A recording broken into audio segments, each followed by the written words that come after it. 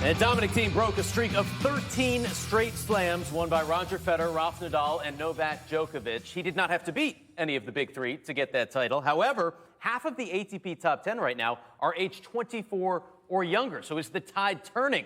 Andy, I ask you, talking about Sasha Zverev right now, he's only 23 years old. He had a 2-0 lead on Dominic Thiem in the U.S. Open final, lost that match. What's it going to take for the German to make that leap and become a Grand Slam champion?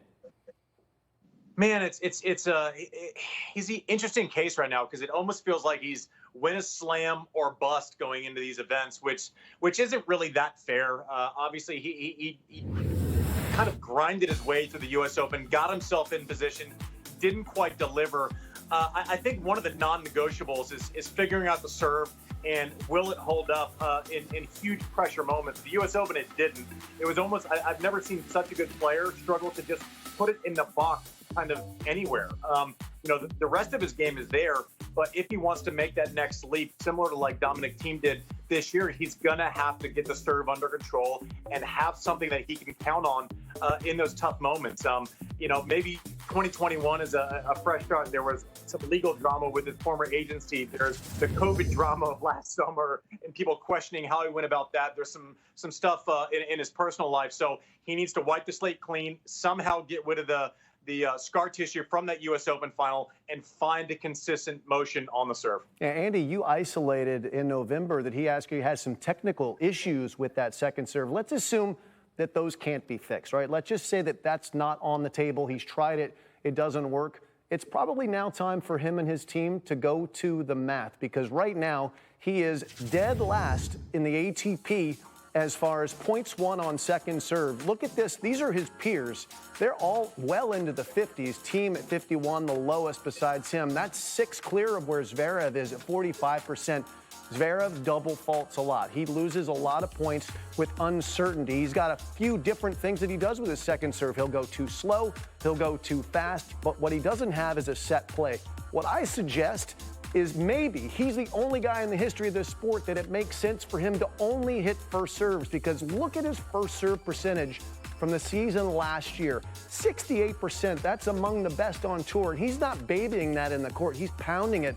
He wins 3/4 of those points. So let's assume that he hits 20 second serves in a 2-set match, right? He's gonna have some double faults. But if he wins at the percentage rate, even including those missed second serves as first serves, he's going to win 10.5 points over 20. You extrapolate that out over the season, that's 52.5% points won.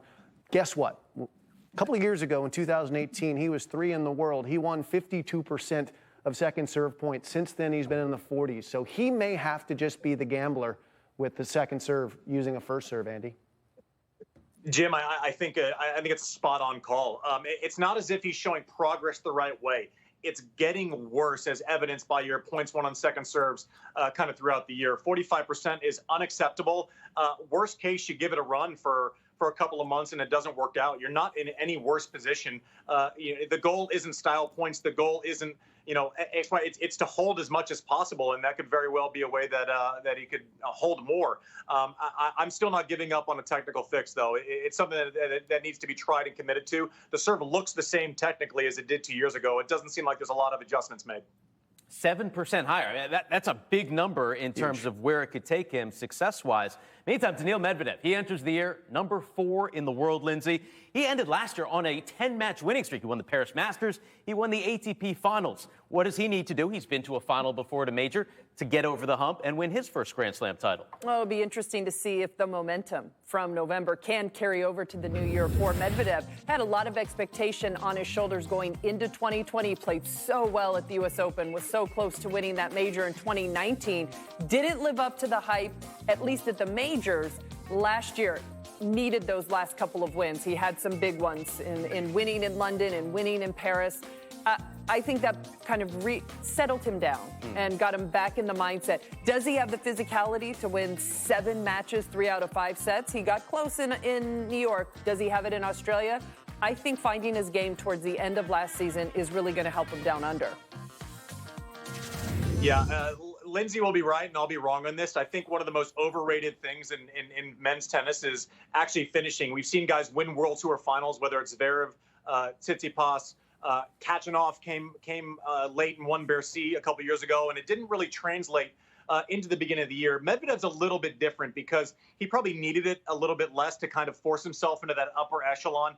I think aside from, it goes the three guys, maybe a Wawrinka if he's hot, a Murray who has mentally tough, but like that upper echelon team's gotten into, Medvedev has been right there. So winning, I think more importantly than winning those tournaments is who he beat in the latter stages of the World Tour Finals. Beating Nadal, beating Djokovic on a big stage, hasn't normally translated, but just getting over the hump to win tournaments against those guys. Not beat them in a semi, not beat them in a quarter, but to actually beat those guys to close out an event is a big, big deal.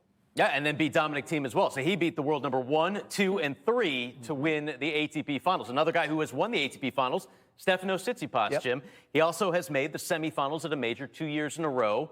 What are your expectations for the Greek this year? Well, I think what Andy said about Zverev is absolutely right, that right now the expectation is if he doesn't win a major, it's a failure for him. I think that Tsitsipas is still growing into that mindset. I think that he's starting to expect himself now to rightfully go deep in his slams. What I like about Tsitsipas, he's a man for all surfaces. He can play on the dirt, he can play on the grass. His game is built for everything. I think he'll have ample opportunities to win majors, unlike a Medvedev who is laid eggs at Roland Garros. So I think he's going to have more looks at the basket than a Medvedev. I don't know who gets there first between those two guys, but Tsitsipas, he's an optimistic guy. He's a guy who has taken a big bite out of life, and he's going to go for it, and he's always going to be fun to watch because he's got that sort of buccaneer slashing style. So I'm high on Tsitsipas in a big way. Yeah, I agree with Jim, and you also give a little bit more time to players that have a more creative game, that have more options, and he's getting stronger, he's getting more physical, he can finish points, but he also has the feel, and he also has the ability to come to net and finish points up there. Hard worker. I really think the sky's the limit for him also. It's fun to see a shot maker and these different styles up at the top. You have Thiem that goes way back and grinds and rips the ball, but you also have Tsitsipas who's not afraid to come in, take balls early. Love his game, love the creativity. Yeah, I'll quickly jump in there. At his highest level is not in question, right? When he's playing great and he's flying high, the shot-making ability is there. I want Tsitsipas to be better on his bad days. I think that's the only thing separating him from the top of the game right now is in the third round when he's not quite feeling it. He doesn't have everything. Getting through that match is important for him, and he needs to kind of maybe learn how to do that a little bit better. As he said last year, the 22-year-old, he is no longer a next-gen player. He is a proper adult.